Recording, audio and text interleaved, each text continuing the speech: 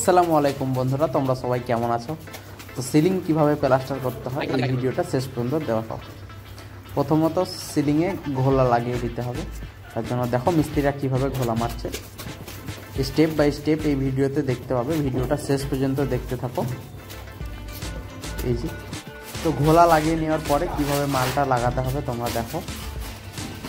তো আমার চ্যানেলটা সাবস্ক্রাইব করে দিবে, নতুন চ্যানেল আছে, তো তোমরা একটু সাপোর্ট করবে, ভিডিওটাকে লাইক করবে ভিডিওটা ভালো লাগলে।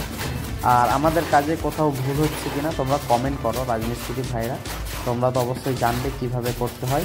তো আমাদের পদ্ধতিটা ঠিক হলো কি না ভুল হলো তোমরা একটু কমেন্ট করে জানাবে। তো ভিডিওটা শেষ পর্যন্ত দেখতে থাকো।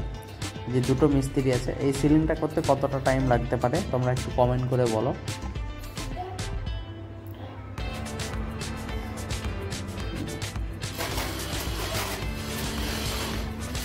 আমরা অনেক জায়গাতে কাজ করেছি, এখন আমরা করছি হায়দ্রাবাদে কাজ। তো হায়দ্রাবাদে এরকম পদ্ধতিতেই করা যায়। কিছু কিছু জায়গাতে কি আছে, ছাঁট মাল মেরে প্লাস্টার করতে হয়।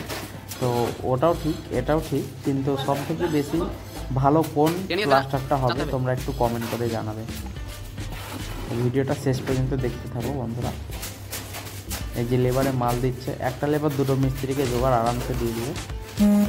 এখানে যে কাটিংটা হয়ে আছে এটা হচ্ছে আলমারির কাটিং হয়ে আছে, তোমরা দেখতে পাচ্ছ ভিডিওতে।